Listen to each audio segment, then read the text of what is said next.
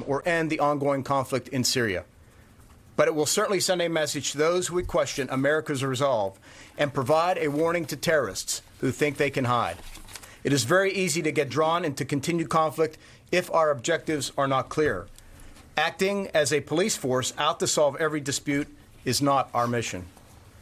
Our mission in Syria today remains the same as it was when we first began operations in 2014, to enable the enduring defeat of ISIS. Abu Bakr al-Baghdadi is no more, but our nation's defense chiefs say his death will not rid the world of terrorists. More from the Pentagon in just a moment. First, on the raid, President Trump saying the terror leader blew himself up after American and Kurdish forces stormed his compound in northwestern Syria. Now, that compound is reduced to rubble at this time. President Trump watching the fight unfold in real time from the White House Situation Room. The president says the ISIS leader was a coward until he died. We killed ISIS leader al-Baghdadi. He was a sick and depraved man, and now he's dead.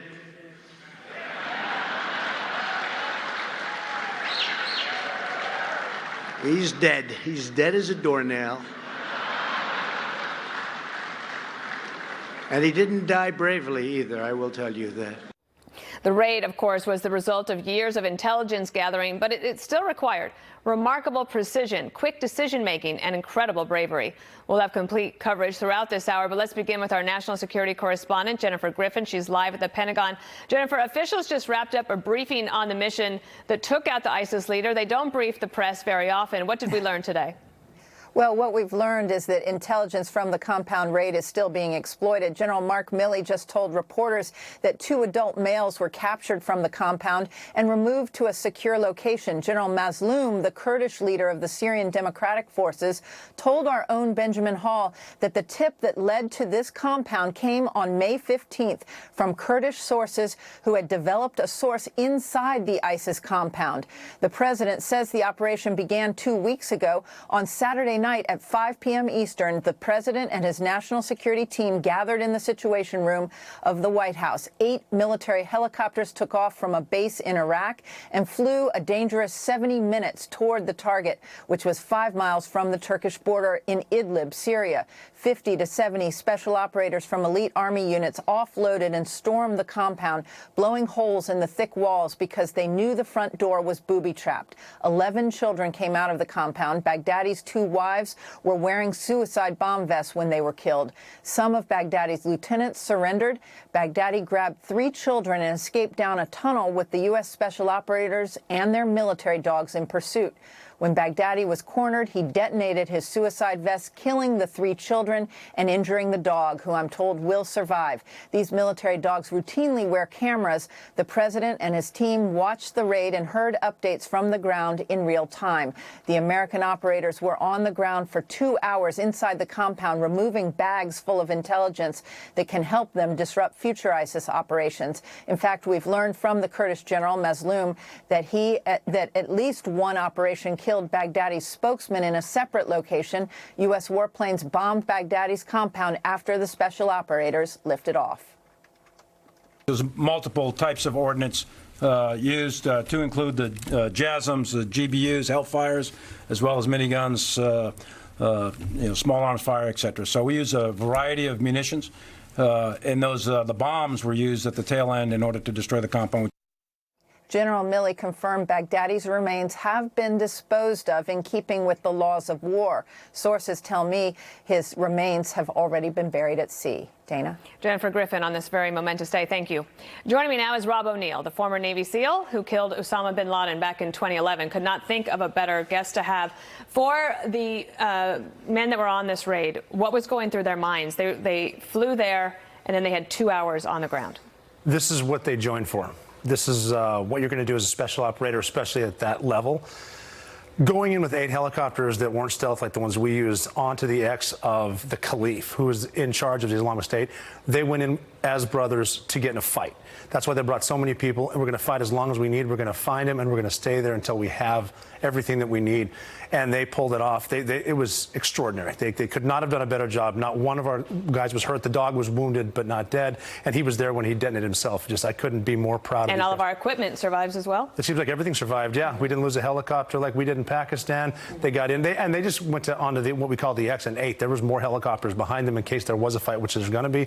And this is just really cool. One difference between the Osama bin Laden raid and this one is that they were on the ground for 2 hours, but they weren't worried about the Syrian police, whereas where you all were worried about the Pakistani police. We didn't want to get in a fight with the Pakistani police or the Pakistan military, but the police would have responded first because we're not at war with Pakistan. You know, they're an ally. We don't want to have to hurt any of them because they don't know what's going on either. They were in there fighting Abu Bakr al-Baghdadi and the people. I mean, he's in an al-Qaeda neighborhood. He's the head of ISIS.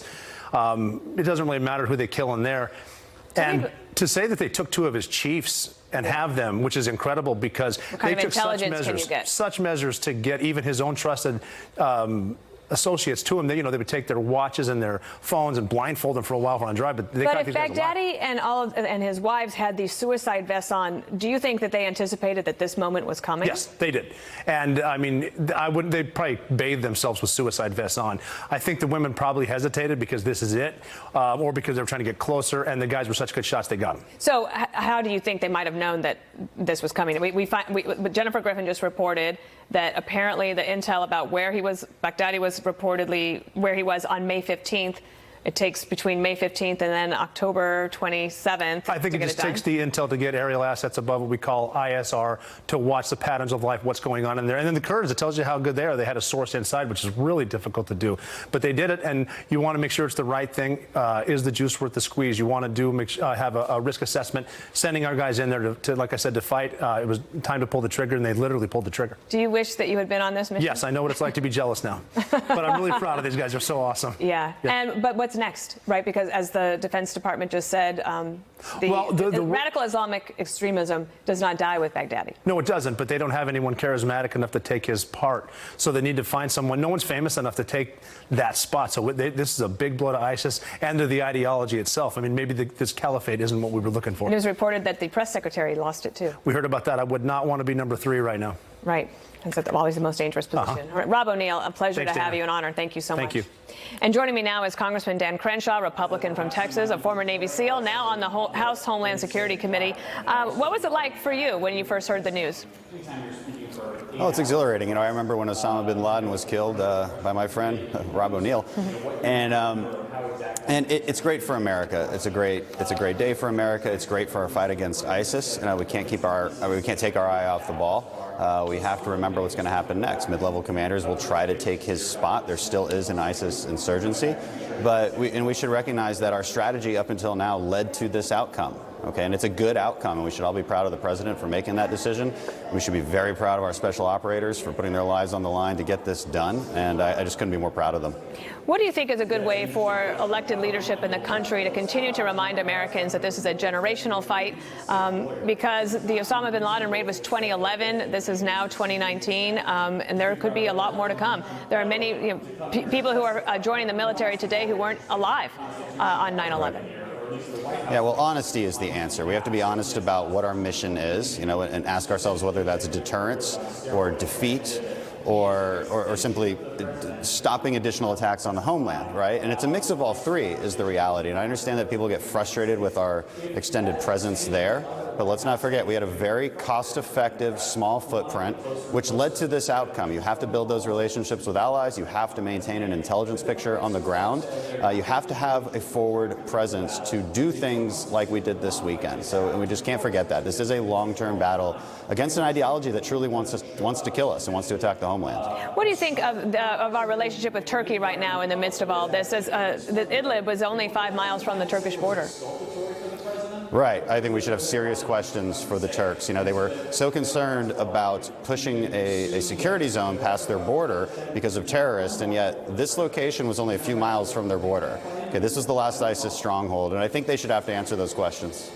I also wanted to ask you this. Of course, you hail from Houston, and you're a big baseball fan, and you went to the event, the big game yesterday, where the president went as well. Let me just take a listen to what happened while we were there, because there was some booing, which really breaks my heart. Let's take a listen. We'll get your... But it wasn't just booing. Obviously, the crowd using the chant about Hillary Clinton. It was familiar, of course, from the president's rallies against him, saying, lock him up.